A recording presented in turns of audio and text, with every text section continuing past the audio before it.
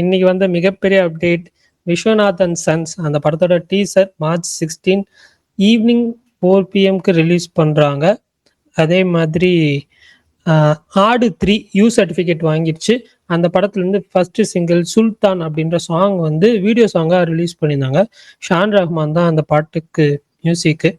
அப்புறம் பவன் கல்யாணோட உஸ்தாத் பகத்சிங் அந்த படத்தோட ட்ரெய்லருமே வந்து ரிலீஸ் பண்ணியிருந்தாங்க. நிறைய பேர் தெரிய ரீமேக்குனாங்க, பட் பார்த்தா அப்படி தெரில.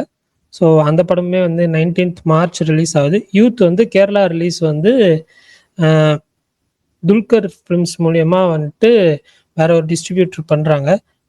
மாலி அண்ட் மான்வி மூவி மேக்கர்ஸ் அவங்க தான் வந்து ரிலீஸ் பண்ணுறாங்க. அப்புறம் கர படத்துலேருந்து ஃபர்ஸ்ட் சிங்கிள் கரசாமி அப்படின்ற சாங் ரிலீஸ் பண்ணியிருந்தாங்க. ஜிவி பிரகாஷ் மியூசிக்கில் சாங் பேங்கராக இருந்துச்சு, சூப்பராக இருந்துச்சு.